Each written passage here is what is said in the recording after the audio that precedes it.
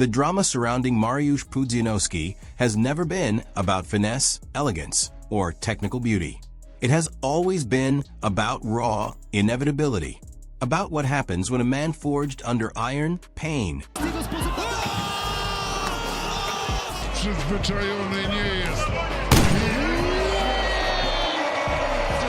and years of lifting weights heavier than most people's cars decides that breaking records is no longer enough, and that breaking opponents will be far more satisfying. 5 times crowned the strongest man on the planet, Pudzianowski did not enter combat sports seeking approval, artistry, or applause. He entered with a simple truth burning inside him. If strength could dominate the world of brute force, it could dominate men too. Before mixed martial arts, before gloves, before cages and referees desperately trying to separate bodies, Mariusz was already a legend.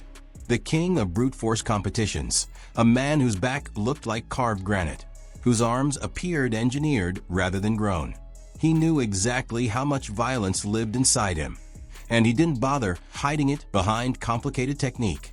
Where others studied angles, timing, and footwork, Pudzianowski studied pressure. Relentless, crushing pressure. And when cocky opponents stepped in front of him thinking size could be matched, strength could be neutralized, or ego could intimidate muscle, instant karma followed. His transition into MMA wasn't graceful. It was terrifying. From the beginning, it was clear that this was not a former strongman trying to adapt into a fighter. This was a force of nature stepping into a new environment and daring it to hold him back. And again it failed. In May 2022, sponsor-backed fighter Mikal Martella learned that lesson the hard way. Martella entered the fight with confidence written all over him, tattoos covering his body, Pitbull stamped on his shorts, as if the nickname alone could transform him into something dangerous. The opening moments had distance, tension, a feeling of uncertainty. But Pudzianowski doesn't linger in uncertainty. He gets bored of it, and when boredom sets in, violence follows. Without warning, the Polish giant pounced. What followed wasn't a fight, so much as a collision between belief and reality. Martella tried to respond, tried to stand his ground, but the difference in power was overwhelming. At one moment, desperation turned ugly as Martella kicked low, crossing a line that only accelerated his fate. Pudzianowski absorbed it, reset, and unleashed the kind of attack that makes medical teams sprint. One clean, crushing sequence ended the night. Martella collapsed, surrounded by medics who struggled to determine whether the damage came from the blows or the ink covering his unconscious body. Pitbull had entered. A mongrel left. That night cemented a truth everyone around the promotion already suspected. There was still nothing anyone could offer to neutralize the power of Mariusz Pudzianowski. So matchmakers did what matchmakers always do when faced with an unsolvable problem. They searched for size. They searched for mass. They searched for something equally terrifying. They found it in a 350-pound undefeated fighter from Senegal, a giant pulled straight from the African dunes. On paper, it looked promising. Massive frame, intimidating presence, reckless confidence. He charged forward immediately, hoping to overwhelm Pudzianowski with sheer size and aggression. It lasted seconds. One punch was all it took. One clean connection flipped the switch behind the eyes of the pompous challenger. Another first-round finish. Another reminder that size without control means nothing against controlled destruction. Earlier still, in May 2015, the test came wrapped in legacy.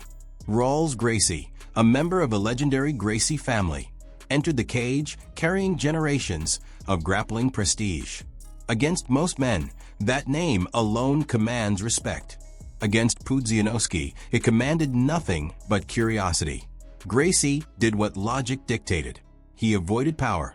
He danced away. He looked for an opening. But logic has limits when facing a man who never skipped leg day and treats low kicks like invitations.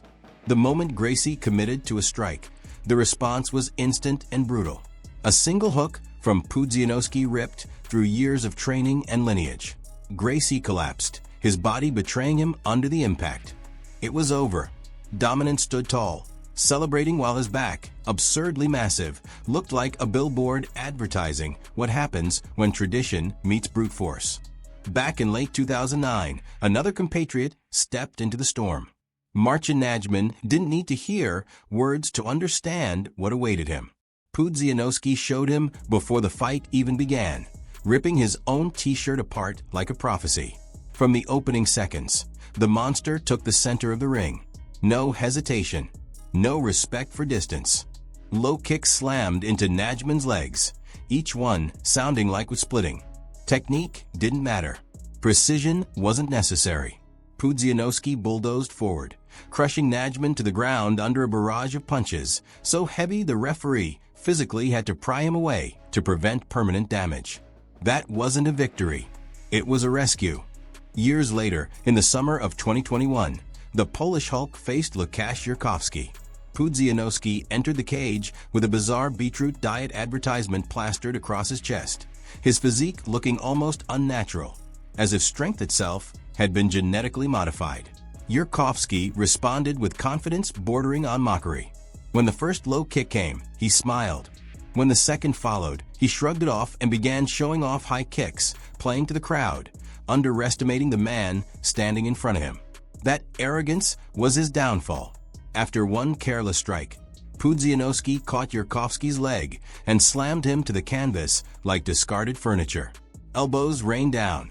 In the second round, Jurkowski attempted flashy maneuvers, spinning attacks that did nothing but open him up further. By the third round, the beating had taken something from him. When the final bell rang, Jurkowski refused to shake hands. That single act of disrespect sealed his fate. Pudzianowski responded not with words, but with a crucifix position so dominant it looked ceremonial. The punishment that followed was swift, merciless, and final. Eventually, even after outpointing and overpowering nearly everyone placed in front of him, Pudzianowski met a challenge that truly tested him. Erko Jun, a Bosnian knockout artist, riding a wave of 3 straight finishes, entered as legitimate opposition. From the start, Pudzianowski avoided unnecessary risks, taking Jun down and attempting to crush him on the ground with hammer fists. In the second round, the fight swung dangerously. A takedown nearly spelled disaster as Jun mounted offense, hammering away while clinging to the cage.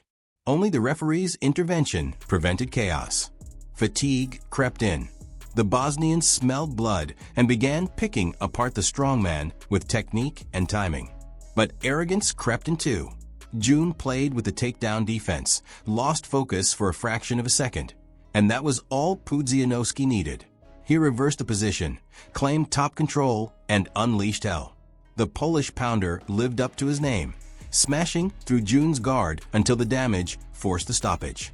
Even when challenged, strength backed by will prevailed. Another legend soon stepped forward. Eric Butterbean Esch, a cult icon of combat sports, brought boxing pedigree, kickboxing experience, and MMA mileage into the cage. In the opening seconds, Butterbean reminded Pudzianowski that striking skill mattered. But Pudzianowski didn't swim in deep waters with sharks. He dragged the ocean to shore.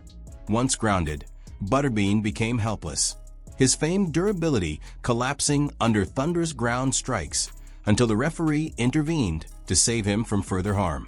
Then came Bob Sapp, massive, steroid-fueled, terrifying in appearance.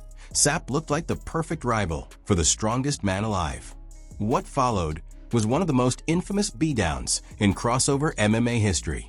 Pudzianowski attacked like a mad dog, using inhuman strength to lift, slam, and flatten Sapp with ease. Mounted on top, he delivered a merciless barrage, educating Sapp in the harshest possible way. The referee had to physically fight Pudzianowski off his opponent to stop what was rapidly turning into something far darker than sport. Mariusz Pudzianowski never made it to the UFC. He never chased belts in the biggest organizations.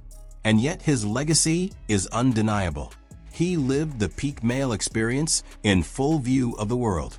He proved that brute strength, when combined with intent and discipline, can become something terrifyingly effective.